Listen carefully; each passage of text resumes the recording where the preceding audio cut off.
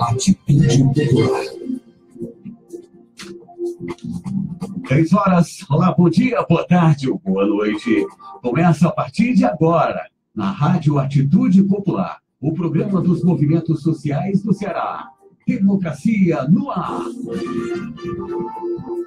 Com retransmissão pela Rádio Fascista da Fitrace, Canudos FM 104,5 e Liberdade AM, o 1310 de Boa Viagem. Camponesa FM 95,7 de Crateús e FM 25 de Maio 95,3 de Madalena. Formamos agora a Rede Cearense de Comunicação Popular para a transmissão das lutas e ideias dos movimentos sociais do Ceará.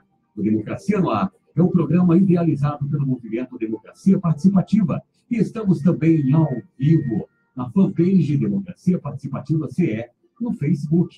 Agradecemos desde já também a página do Daniel Pio Bezerra, ao blog da Dilma, que está compartilhando o programa, bem como você que está fazendo o mesmo desde agora, o início do programa, aí na sua página pessoal no Facebook. A todos que estão compartilhando, muito obrigado. Esse programa tem produção e conteúdo de Esdras Gomes, a apresentação dela, Marina Valente, locução técnica e intervenções comigo, Jonathan Neto. Souza Júnior, nos comentários de hoje, ainda temos o apoio cultural da AFBNB, Sintaf, Mova-se, Sinfarce, o Show Advogados Associados e Sindicato dos Bancários. Agora são 10 horas, 2 minutos. Bom dia, Marina. Bom dia, Jonathan Neto. Bom dia a você, ouvinte, que está nos ouvindo através das rádios parceiras e também a todos vocês que estão aí curtindo e compartilhando no Facebook. Não deixem de mandar seu comentário aí na página do Democracia Participativa CE, no Face, que a gente vai lendo lá. Vocês também são comentaristas desse programa. Dia de ressaca, Souza Júnior, nosso diretor-geral aqui da Rádio Atitude Popular. Que ressaca política, viu? Mas, enfim, nós temos que sobreviver, temos que seguir em luta. Tem muita ainda estrada pela frente e, digamos assim, estamos apenas no aquecimento dos movimentos populares em defesa da democracia. Mas, enfim, hoje é um dia um pouco triste para a nossa república, ou que sobrevive dela. Também temos hoje a participação do Adebal Aguiar Júnior, que é engenheiro eletricista, e ele participa do movimento Náutico Urgente, que defende a preservação do clube contra a especulação imobiliária. A gente vai falar sobre isso no programa de hoje. Bom dia, Adebal. Bom dia a todos.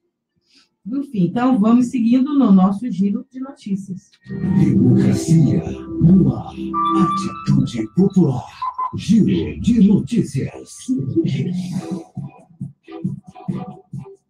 O presidente da CUT Mato Grosso do Sul, Genilson Duarte, foi preso quando ia para o ato em Porto Alegre em solidariedade ao presidente Lula.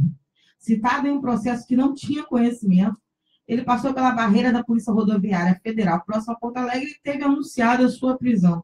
As notificações foram enviadas para o seu antigo endereço e ele foi citado por meio de edital, sendo que a Justiça não buscou informá-lo na sede da Central.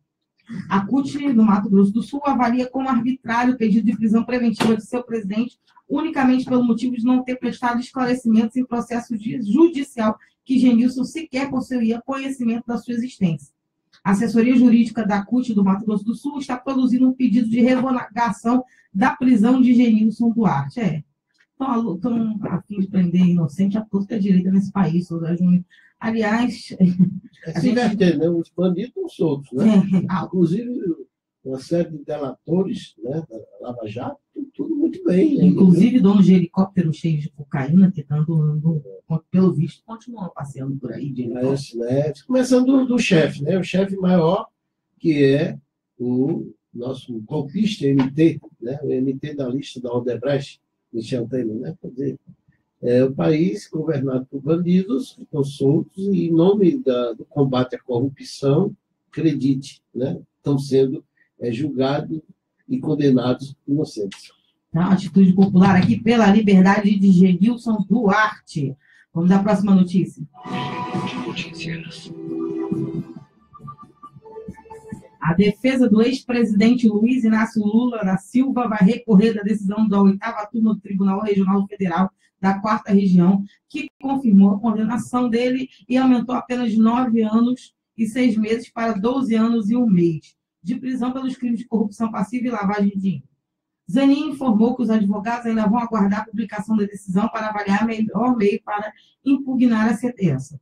Ele disse que a defesa vai analisar se, no caso, ainda cabe embargos de declaração ao próprio TRF4, para esclarecer algum ponto da decisão. O recurso especial destinado ao Superior Tribunal de Justiça, STJ, ou ainda recurso extraordinário analisado pelo Supremo Tribunal Federal, STF. O ex-presidente Luiz Inácio Lula da Silva participou do ato em defesa da democracia na Praça da República, no centro de São Paulo. De acordo com os organizadores, o ato reuniu cerca de 50 mil pessoas e pouco antes da presença do discurso do ex-presidente. Então, pode ter aumentado aí o número no decorrer, inclusive, porque ele saiu em passeata na Paulista. Lula foi condenado ontem, por unanimidade, em segunda instância, por 3-0 pela 8ª turma do Tribunal Federal da 4ª Região. Representantes de movimentos sociais criticaram a sentença e desafiaram quem tenta prender Lula. E, aliás, o Lula fez uma bela fala ontem, com bastante revista, dizendo que já sabia o que vinha e que, na verdade, ele está mais preocupado com o povo, e até brincou que convidava o MTST a ocupar o triplex, se caso ele fosse dele. Eu acho que a gente tem que iniciar aqui no Movimento Democracia Participativa a hashtag Ocupa Triplex. Vamos ocupar aquilo lá, já não tem dono. E ele disse que não vai pedir a reintegração de posse. Então, está liberado. Não é dele? Tá Vamos lá, Ocupa Triplex. Esse foi o giro de notícias de hoje e a gente vai comentar mais sobre essa questão de ontem, já. Ok, 10h07. Bom dia para você que está chegando agora. Bem-vindo ou bem-vinda. Democracia no... Marina. Opa. Souza, eu queria que você analisasse o resultado de ontem. Queria dizer desde já que me pareceu que nós tivemos uma decisão bastante corporativa, né? De juiz lambendo a alma de outro juiz. Né? Só pode ser, porque ninguém pode ficar assinando debaixo do erro do outro dessa forma, né? Sem achar que não vai se sujar juntos. Marina, eu li uma matéria que está circulando nas redes sociais, fazendo um comparativo dessa situação atual, que tem como pretexto, né, a condenação de Lula, o pretexto é o tal do triplex, né, que ele agora está pedindo para o pessoal ocupar, já que ele está condenado. Agora nem é mais triplex, estão falando que é conjunto da obra. Eu nunca vi um negócio desse. Você é culpado, acusado de uma coisa e te culpam de outra que não tem absolutamente nada a ver. Só se for a obra do edifício inteiro, né? É edifício inteiro.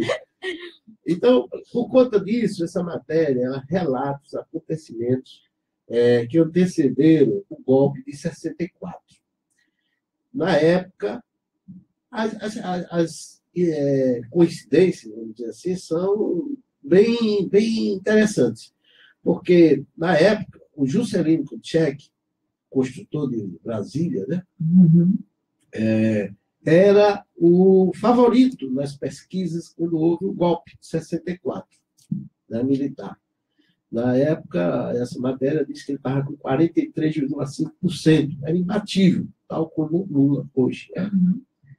E o Castelo Branco, inclusive, que assumiu, né, a presidência com base na força das armas, garantiu que haveria eleições, certo? E seria só uma transição que durou quase 21 anos. Né? E para poder impedir que o Juscelino fosse candidato, né, não houve nem eleição, mas para impedir, foi atribuído a ele a propriedade de um apartamento. Entende? E nas mesmas condições. Então, a imprensa sempre colocando ele, né?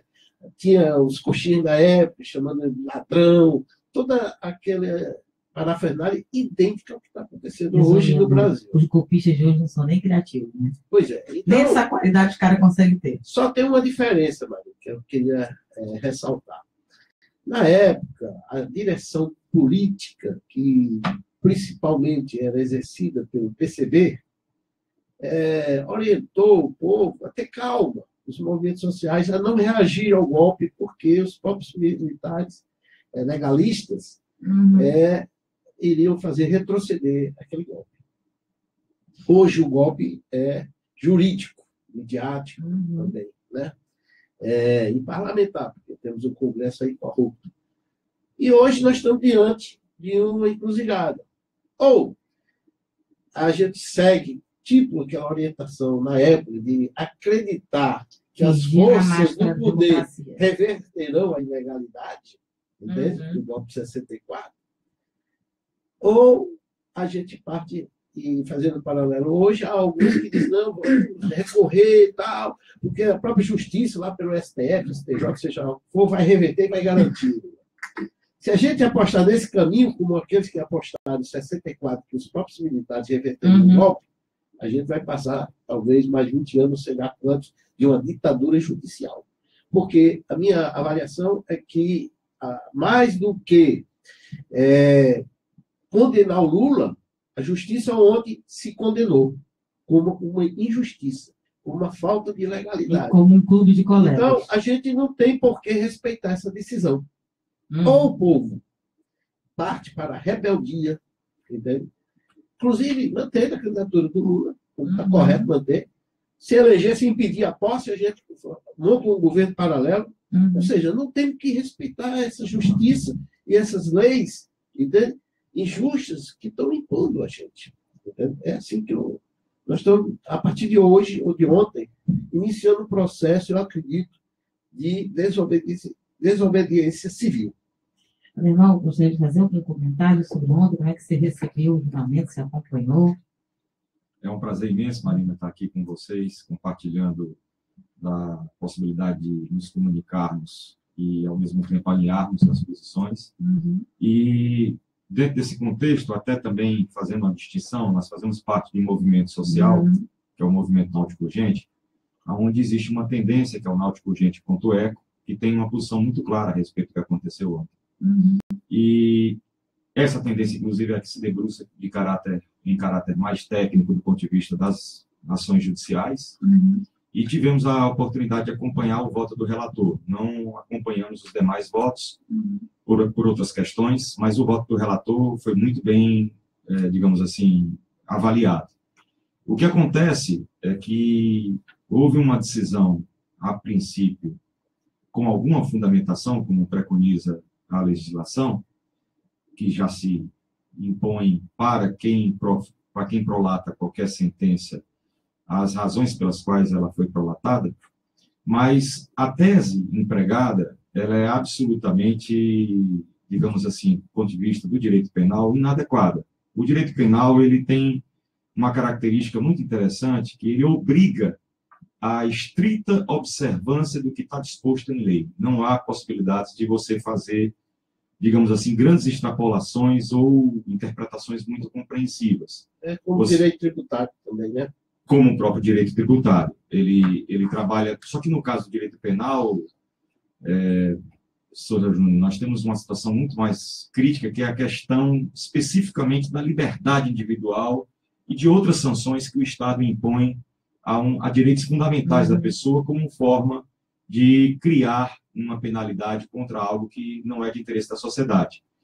E a combinação de argumentos que afinal acabaram tomando 3 horas, e só tomaram as 3 horas porque eles precisavam ser orquestrados da forma como foram, a combinação de argumentos, do ponto de vista da pretensa tese do domínio do fato, para se dizer que o presidente Lula seria absolutamente responsável por tudo que aconteceu na sua gestão, no que se refere a atos ou desvios de conduta do qual não participou, combinado com uma pretensa iniciativa de se fazer uma negociação a partir de um apartamento licitamente adquirido, e não é nada fora de propósito alguém pretender ou almejar pensar em algo diferente daquilo que já adquiriu, se eventualmente tiver condições de fazê-lo.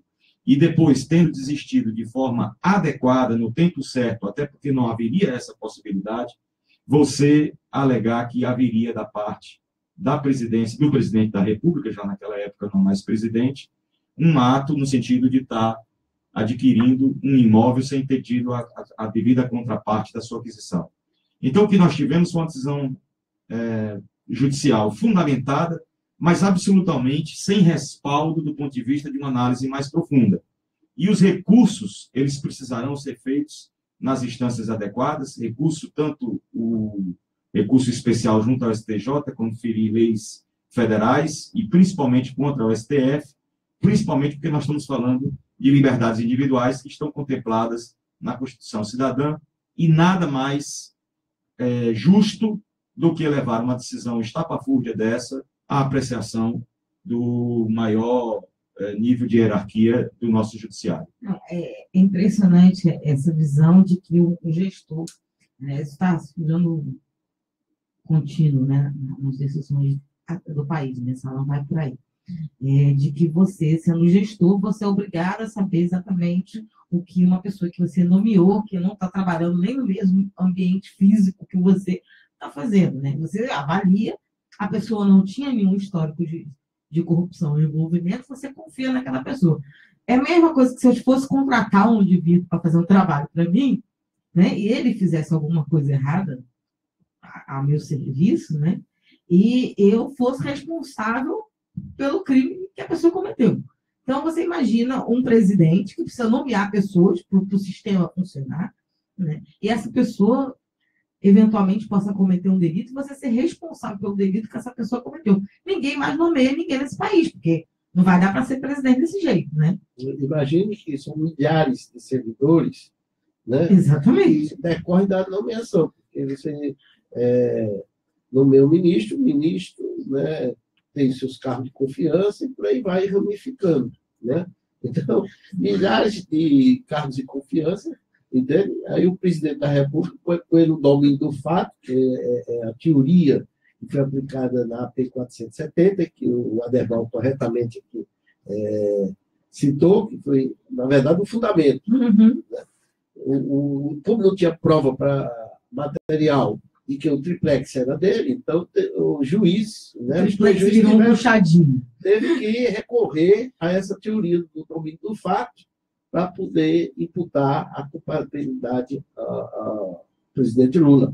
Né? Agora, veja bem, no senso comum, entendeu? Eu acredito, porque até pessoas da direita, né, pessoas que odeiam o PT, odeiam o Lula, mas têm bom senso, entendeu? Como, por exemplo, o Reinaldo Azevedo, né, tem insistentemente dizendo que ele não quer que o Lula seja candidato porque ele vai ganhar a eleição, né, e vai fazer mais do que fez no passado. Né? Ele precisa dizer o que ele tem medo, né, o Reinaldo Azevedo. Né?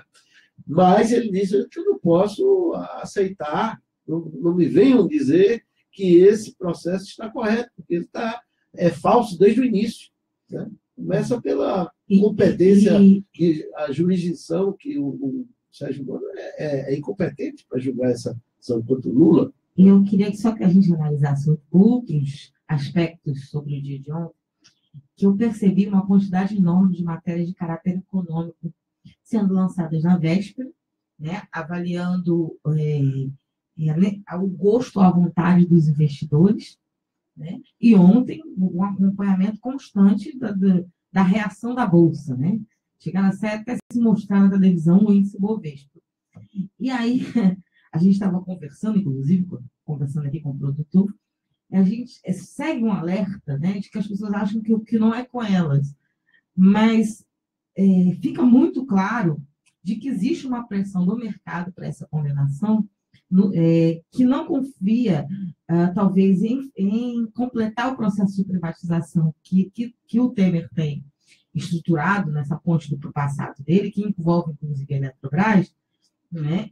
E que ele não poderia fazer com o mercado achando que o Lula poderia voltar a vir ser eleito e desfazer aquilo, a venda do país que o Temer pretende fazer. Então, com a prisão do Lula, fica muito claro de que há uma necessidade do mercado em ter uma confiabilidade em comprar, né, as empresas públicas, dentre elas a Eletrobras, que é a bola da vez, né, sabendo de que o Lula não poderia reverter esse quadro se fosse possivelmente eleito. Então, isso chamou a atenção da gente ontem.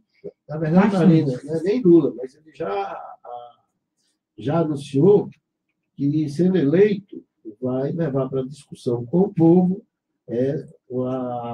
decretos, né, revogatórios. Quer dizer, o povo queria votar se quer continuar com as empresas privatizadas ou se vai revogar essas medidas, que, na verdade, é a entrega do país dos seus setores mais produtivos, mais lucrativos e mais estratégicos, na questão da energia. Né? Lembrando a vocês, ouvintes, que vocês podem mandar sua pergunta, seu comentário, que a gente vai lendo aqui no ar.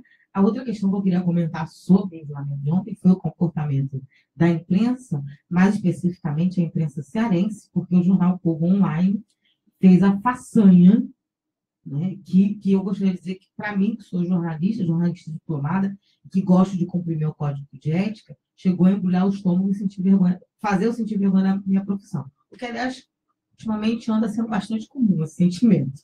Ele publicou uma foto da mão do Lula, a mão que tem faltando, né, em destaque os 3 dedos. Fazendo referência aos 3 juízes. Exatamente, não. 3-0, e botou em cima, 3-0. 3 a favor, 3 contra, como se fosse uma partida de futebol.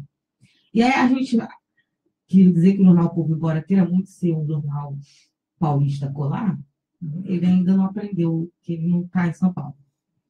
Né? E aí foi uma revolta dos leitores. Né? Houve uma indignação, primeiro, pelo preconceito, claramente estampado na imagem. Segundo, pela grosseria de você fazer isso com um ser humano dentro de um processo jurídico, que não é uma partida de futebol, embora as pessoas cismaram que tem que tratar dessa forma. Não é questão de gosto. Aliás, a campanha ontem da federação foi muito boa. Não é questão de gosto, né? É uma questão de justiça. Né? Então, a gente não pode ficar brincando, não é, com uma vida dessa forma. Então, houve uma revolta dos leitores, eles foram para cima do post. O Jornal Povo teve que retirar o post do ar, retirou. Né? E existe uma campanha exigindo uma retratação do jornal pela publicação. A gente já ficou sabendo que, inclusive, houve incômodo dentro da própria categoria dos jornalistas na redação, houve uma série de incômodos acontecendo, porque é uma agressão ao nosso código de ética. Né? E é uma forma, enfim, completamente desumana para a imprensa estar se portando. Né? Então, os caras acham que estão em Sampa, né? Ou estão lá, talvez no Sul, mas eles estão no Ceará e aqui a questão não é essa. O Lula tem uma alta aprovação, a população cearense, a população de luta, vai para cima como não gosta, e o jornal tem que tirar do ar. Eu queria que vocês comentassem esse nível de cobertura da imprensa, né? Enfim.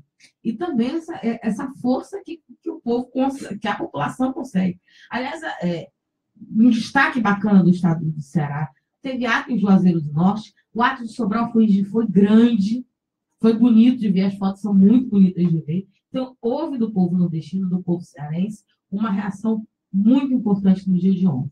Queria que vocês comentassem. Eu vou falar logo e deixa aqui para o Aderbal, fazendo um link com o que está acontecendo com o Náutico. Tá? Marina, eu acho que a imprensa local sofre influência da imprensa também nacional, né, dos grandes grupos eles apenas reproduzem o mesmo discurso. Só que aqui, às vezes, exageram na forma, né?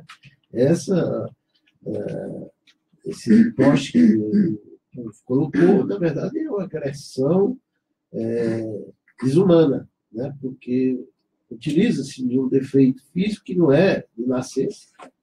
O dedo que o Lula foi um acidente de trabalho, né? Revelando sua origem como operário metalúrgico, e isso deveria ser respeitado não só como ser humano, até pela história da perda do dedo, né? Então, isso não é imprensa.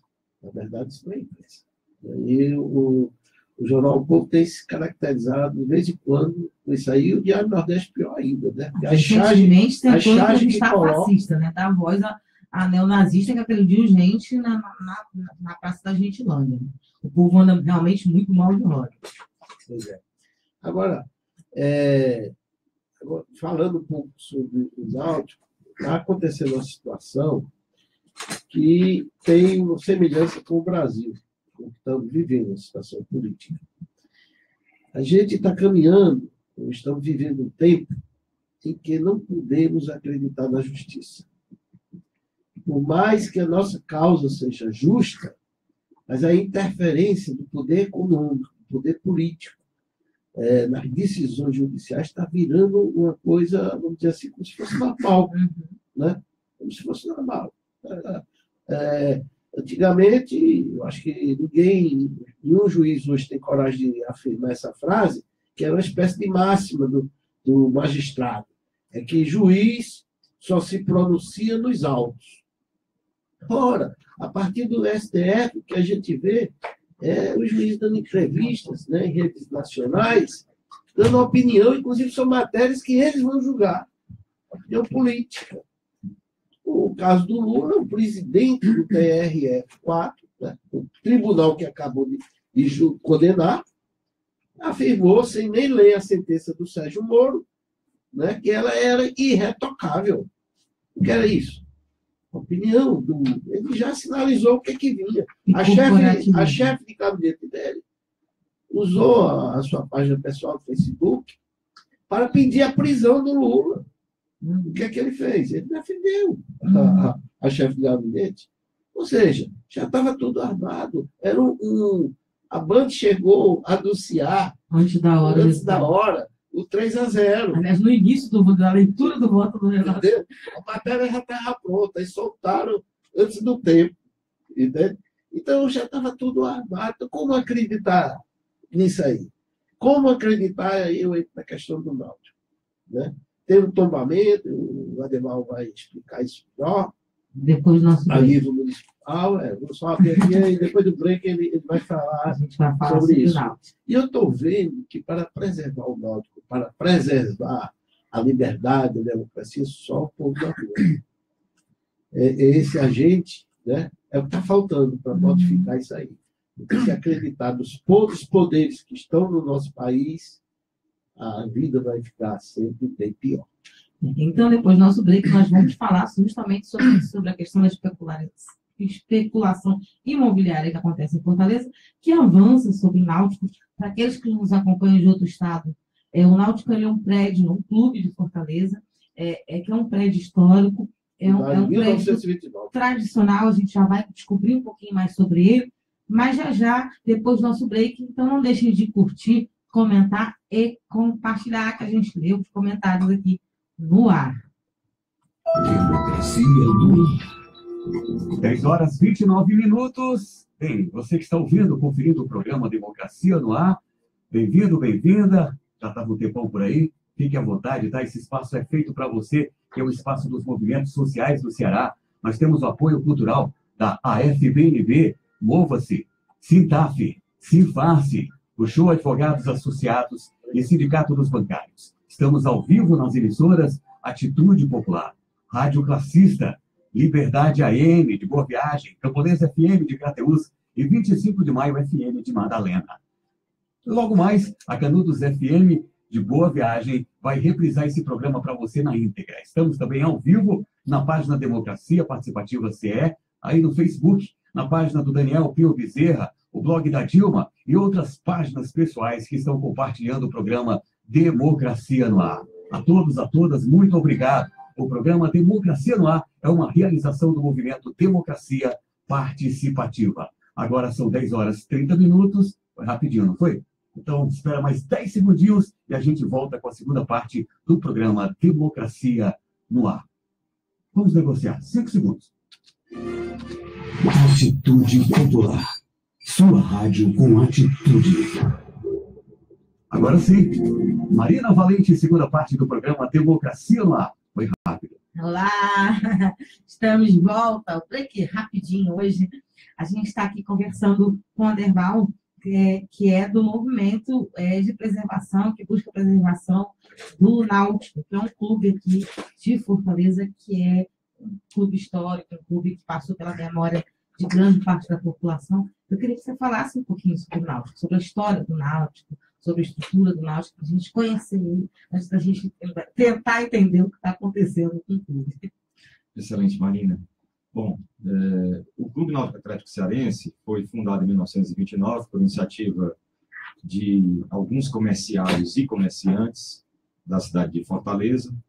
Na época, tiveram dificuldades de fazer uso daquelas barracas que se colocavam à disposição da sociedade na época para você fazer a troca dos trajes de banho, né? Não era comum você se deslocar ao ambiente de praia com trajes de banho, como hoje, de certa forma, até com uma roupinha de banho, uma camisa. Uma saída de praia. Exato, você faz. Isso não era comum. Então, você tinha que fazer a troca ali, praticamente, quase que próximo de fazer uso do mar para poder digamos assim, se divertir, né? E como houve esse problema, eles decidiram montar sua própria barraca, e com base nisso a coisa foi evoluindo e chegou praticamente aí em meados dos anos 50, a fundarem uma sede numa região que na época também era bastante remota, que era o Meireles, aonde se deu a construção dessa portentosa sede que marcou a cidade de Fortaleza e marca, porque criou um contraponto, inclusive, do ponto de vista de vetor de crescimento da cidade. Pode-se dizer que o bairro do Meireles, para a cidade de Fortaleza, acabou se constituindo enquanto uma região habitável, com base na inauguração dessa sede social do Clube Náutico Atlético Cearense. Só que o Náutico, ao longo do tempo, ele acabou adquirindo, pelo fato de ter usufruído dessa possibilidade de oferecer à cidade uma condição, a princípio, naquela época ímpar, aliás, ímpar para boa parte, inclusive, do próprio Brasil, adquiriu uma condição não só de marco identitário da cidade de Fortaleza, mas como também do estado do Ceará. Em que medida? O parque aquático do Clube Náutico Atlético Cearense é um parque que se reveste de algumas especificidades técnicas que deram condição para que ele pudesse se colocar como sendo um parque aquático para a natação cearense, né?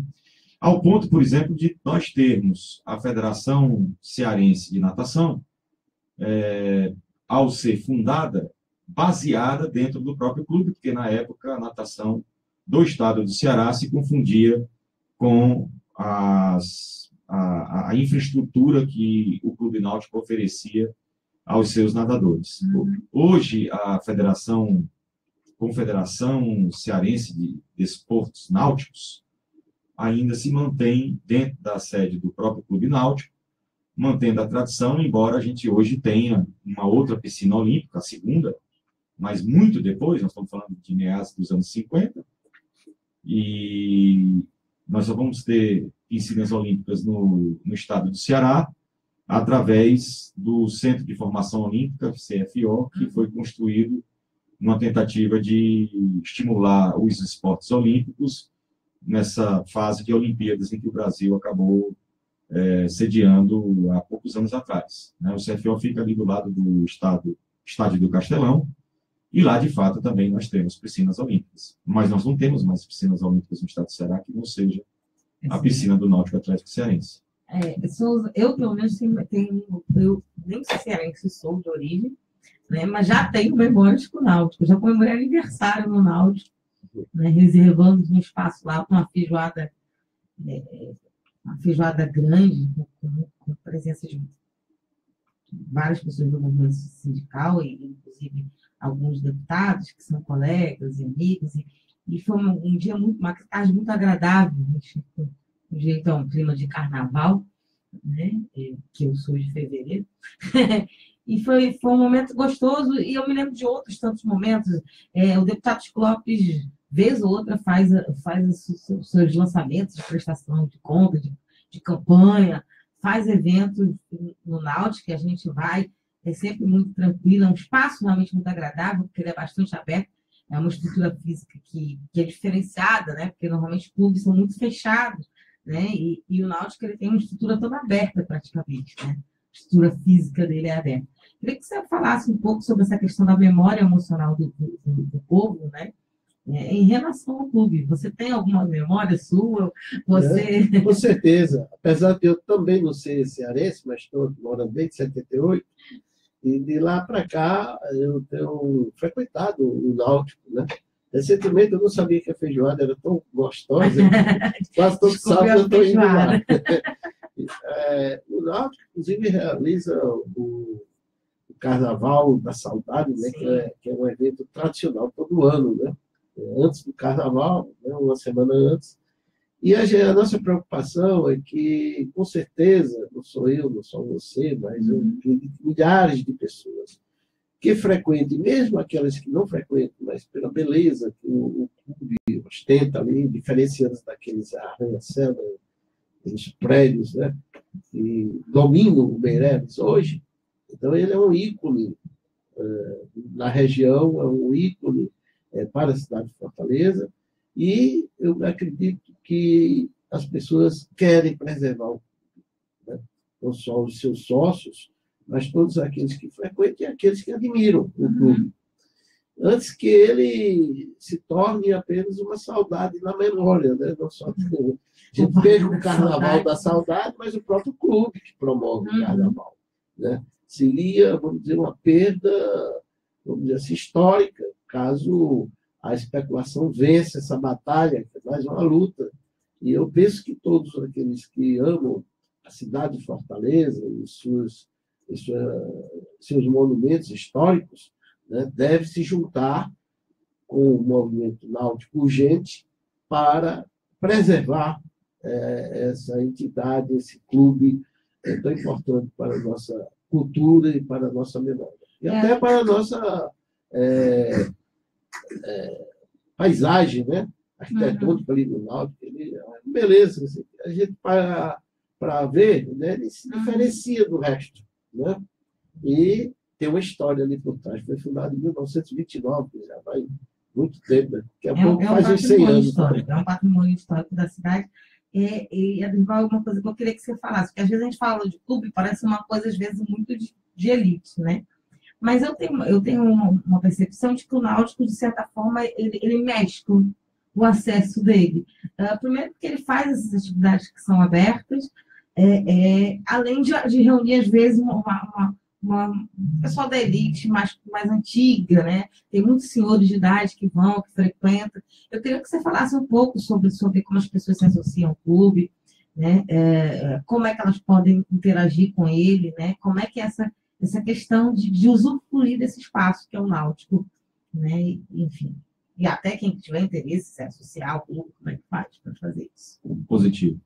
O Clube Náutico Atlético Cearense, ele foi tombado pela prefeita Luiziane Lins em 2012, em caráter definitivo. Na verdade, a prefeita, já em 2006, fez o tombamento provisório. Esse processo ele acabou se alongando e resultou no tombamento municipal definitivo em 2012. Então, o clube, de certa forma, ele já franqueia para qualquer cidadão o acesso ao que nós, na verdade, denominamos de sede social. O que é a sede social? São aquelas construções projetadas pelo arquiteto Emílio Im, basicamente aquela parte mais frontal que todo mundo normalmente associa ao Náutico. Existe uma expansão que nós chamamos na arquitetura de pastiche, quando você faz uma expansão adotando exatamente os mesmos traços, o mesmo projeto de uma estrutura que não necessariamente precisaria estar ali do lado, mas no caso do Náutico, era a própria primeira etapa de construção da sua sede social. E as colunatas que, digamos assim, marcam o clube de ponta a ponta, elas também estão acessíveis à sociedade em geral, não precisa ser sócio, e elas foram erguidas dentro de uma condição ímpar. Na verdade, o clube não poderia se dizer que era um clube de elite, ele era um clube de comerciários e comerciantes, eventualmente alguns muito bem-sucedidos, mas ele teve o charme de fazer com que nós olhássemos para o mar, que era basicamente uma área considerada, digamos assim, na época em que Fortaleza nasceu de costas para o mar, porque mar era lugar de gente pobre, mar era lugar de gente que trabalhava no porto, mar era lugar de pescador, e o Náutico, embora também tenha nascido de costas para o mar, você vai ver que a sede, na sua entrada principal, ela é pela abolição, né? Mas as colunatas, elas oferecem, como primeiro plano, obviamente, todo o parque sociodesportivo da associação, mas, como pano de fundo, a beleza do mar do Mucuripe, do mar do Meireles, que é algo ímpar e que ainda continua, graças a Deus, à nossa disposição, e é por essa razão, inclusive, que Souza Júnior colocou muito bem de que o Náutico é um monumento paisagístico. E tem uma feijoada realmente que vale a pena ir lá conferir. Essa feijoada, inclusive, que se dá aos sábados ao meio-dia, também, como fica no restaurante que é na sede social, absolutamente franqueada a todo o público e realmente muito saborosa, ela terá agora, nesse próximo sábado, uma reunião que envolverá todos os cearenses que tiverem interesse em buscar contribuir para a preservação do clube. O clube ele está ameaçado, já faz algum tempo que nós enfrentamos a presença de interesses econômicos na área imobiliária, no sentido de erguer no local, no primeiro momento, um shopping center com 5 andares e mais 3 a 4 gigantescas torres em seu topo. E agora, mais recentemente, uma ideia também absolutamente esdrúxula, que a princípio chegou a ser até apresentada para a ciência da sociedade, mas muito parecido com a situação do Lula, ficou extremamente complicado num conselho que deveria ter contemplado determinadas questões, ao invés de se prender a firulas jurídicas absolutamente inadequadas. Não, eu queria que você explicasse um pouquinho melhor para a gente. Primeiro, quem tem interesse de especular, né? E da onde surgiu esse projeto, e depois em que pé ele realmente está, qual foram os trâmites que seguiram até agora, e como é que vocês estão fazendo esse enfrentamento. Então, vamos primeiro voltar aqui à primeira pergunta. Quem tem esse interesse de privatizar, digamos assim, o Náutico, né? E fazer esse uso dele, que não o uso que interesse a maior parte da sociedade? Destruir o grupo para construir o empreendimento imobiliário. Positivo. Bom, antes, Maria, tem que esclarecer que o clube já é privado. Né? Não, eu digo privatizar no sentido para mim, um pequeno grupo. Positivo. Ocorre que quando se deu o tombamento, ele criou uma indisponibilidade ou uma limitação ao exercício da propriedade do clube. O tombamento tem essa característica, tem esse mistério. Ele contempla, na verdade, direitos fundamentais da sociedade, entre os quais o acesso ao patrimônio histórico. Então, existe uma limitação do direito de propriedade associada à situação do Náutico.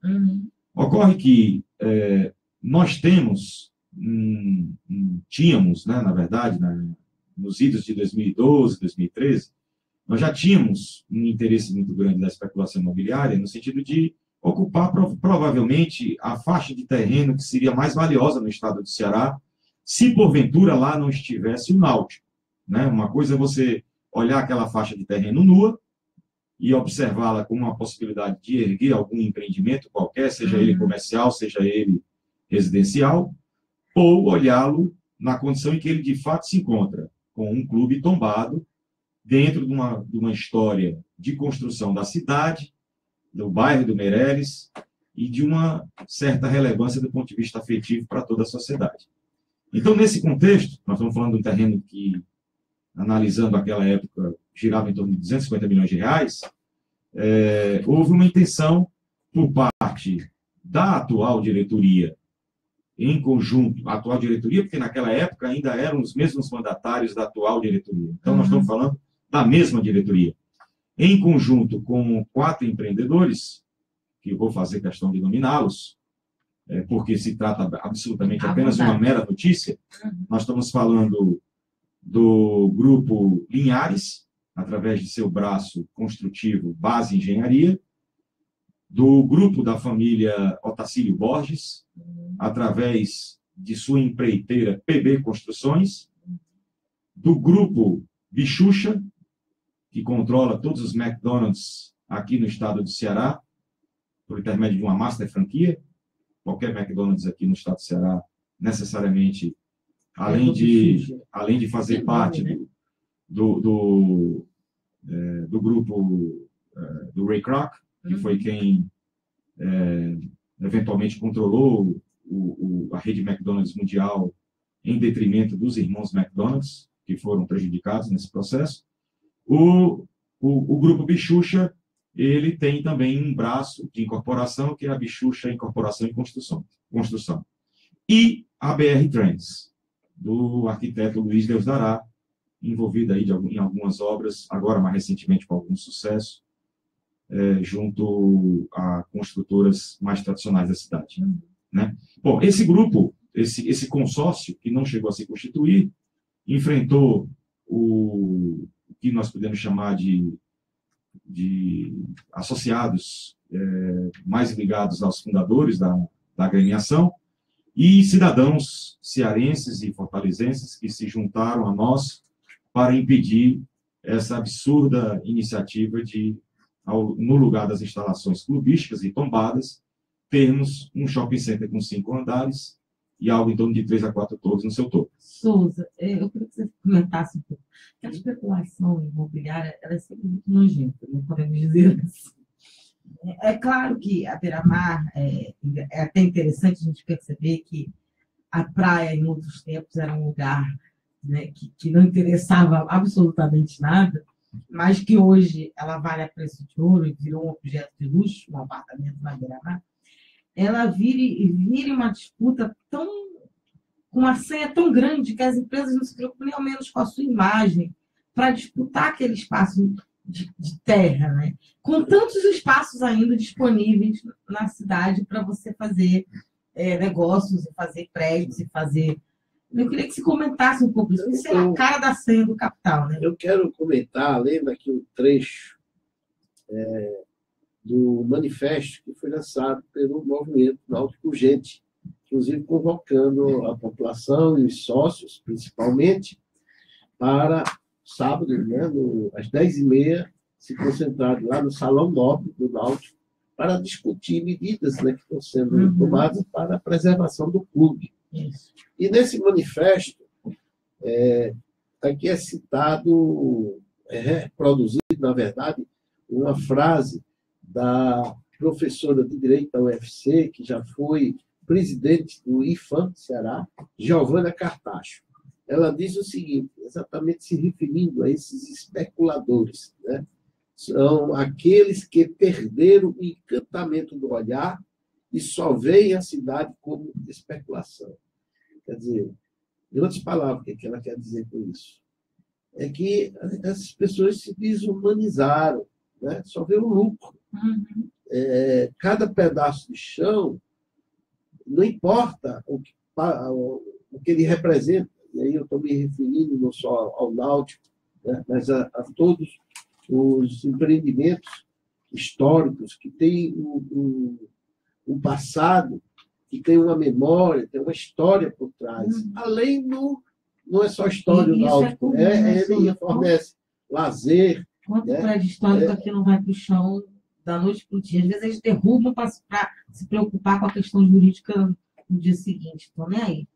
Já aconteceu isso várias vezes. É lamentável a gente ter que ver a nossa história apenas nas fotografias. Né? E porque a cidade ela não tem só a função de proporcionar o comércio, né? E a moradia. Ela tem que ter a memória, tem que ter a cultura.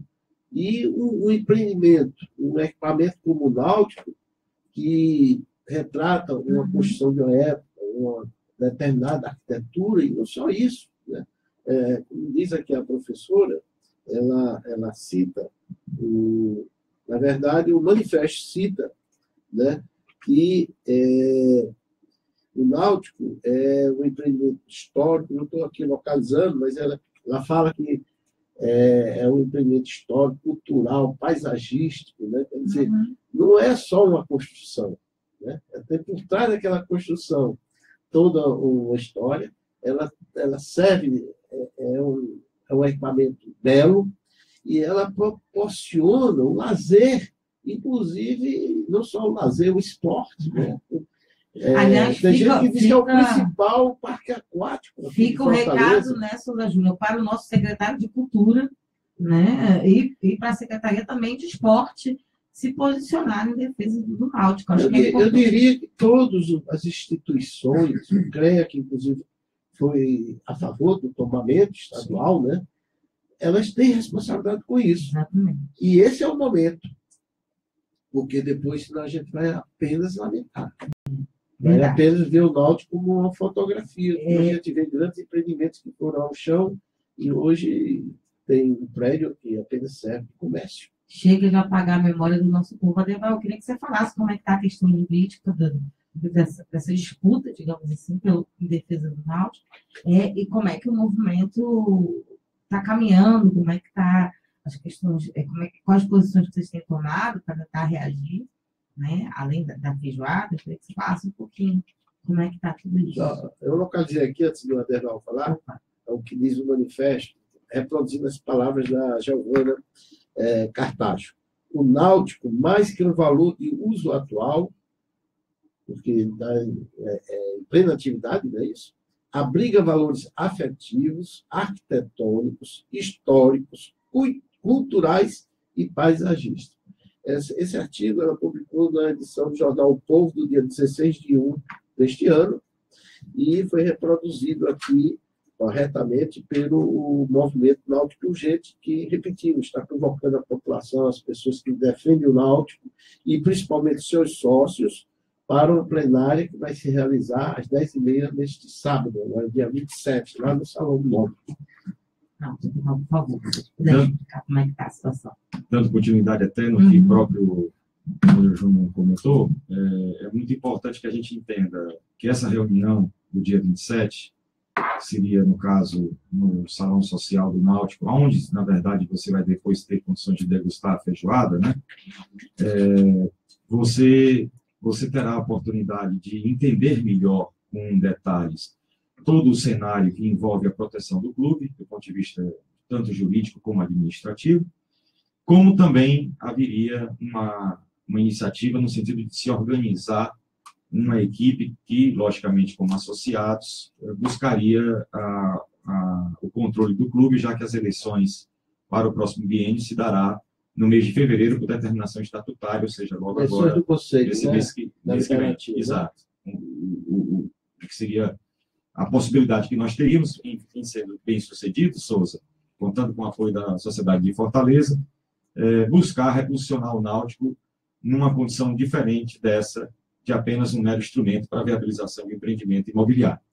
Bom, na questão, digamos assim, judicial, nós temos algo em torno de aproximadamente 15 ações que buscam brecar esses interesses, algumas delas mais nobres no sentido de analisar especificamente o direito difuso do patrimônio histórico, outras envolvendo, inclusive, medidas administrativas tomadas pela atual gestão, envolvendo, digamos assim, a operação para viabilizar esses empreendimentos. E o tombamento estadual, que agora, recentemente, nós tivemos um processo de votação que não foi tão bem sucedido, mas houve desvios que praticamente inviabilizam a aceitação desse processo administrativo enquanto homologatório do não tombamento estadual do clube, que é objeto hoje de recurso que está à apreciação da Secretaria de Cultura do Estado do Ceará. Então, nós temos todas as condições para viabilizar essa defesa e contamos com o apoio da sociedade de Fortaleza, agora, dia 27, às 10h30, na sede social do Clube Náutico Atlético Cearense, depois uma bela feijoada, obviamente que aí cada um custeando a sua despesa, já que nós estamos numa fase aí de desafio para enfrentamento desse novo momento que se aproxima. 5 minutinhos para o final do programa, eu queria as suas considerações finais, senhor Osmar. Eu penso, e volto a dizer, né, que tanto nessa questão do Náutico, que eu já estou integrado aí na defesa desse patrimônio, né, mesmo sem ser sócio, mas sou frequentador, na verdade, é importante destacar que o Náutico... Né? O senhor Júnior não é frequentador, o senhor Júnior é o fã da feijoada. Esse patrimônio, ele pertence, vamos dizer, judicialmente, né, juridicamente aos sócios, mas é um patrimônio da cidade, portanto, do povo de Fortaleza. E não é possível que um grupo de 4 empreendedores, né, que tem interesse no lucro, né, com a cumplicidade da atual direção do Náutico, né, destrua este patrimônio histórico. Então, é uma tarefa nossa, né, defender o clube, ir lá para essa plenária, dar apoio, né, divulgar nos seus Facebook, inclusive o manifesto está no grupo de democracia participativa. Desde já a gente pede para que as pessoas que acessam a nossa página reproduzam. E, a nível nacional, nós estamos aí na grande tarefa de defender a democracia, porque onde foi golpeado foi simplesmente a possibilidade de candidatura do Lula, mas sim da democracia, porque ontem foi ele, amanhã será cada um de nós. É assim que funcionou o golpe 64. Até aqueles que apoiaram o golpe, apoiaram a cassação de Juscelino Kubitschek, como o Carlos Lacerda, que era de direita, né, e combatia o governo de Jango, era o segundo das pesquisas, acreditava que com a cassação do Juscelino, ele então seria eleito presidente da República. Lendo engano, em seguida ele também foi cassado, e como foi cassado o direito de voto durante 20 anos do povo brasileiro. Então, aqueles que estão comemorando o direito que foi atingido de ser candidato do Lula, estão comemorando a sua condenação, estão comemorando no futuro a sua própria infelicidade. Inclusive, se a gente continuar nesse caminho da falta de justiça, da intervenção arbitrária do Poder Judiciário na política, corremos o risco de não ter eleições sequer democráticas. Ou, se for eleito, o eleito não poder administrar democraticamente a nação. Obrigado pelos comentários de hoje sobre o Jornal Rival. Só lembrando, 10 horas da manhã no Náutico, nesse sábado, 10h30 da manhã, no Náutico, nesse sábado, e também algum tipo de contato que o Facebook, que o movimento tenha, para que as pessoas que, infelizmente, não possam ir nesse sábado possam acompanhar. No Facebook, é só acessar a página, procurar Náutico Gente. Ok. Né? E no Zap pode ligar 99662-2120. Ok, então agradecer também a sua presença aqui hoje, boa sorte na luta. Agradecemos. E a gente vai ficando por aqui.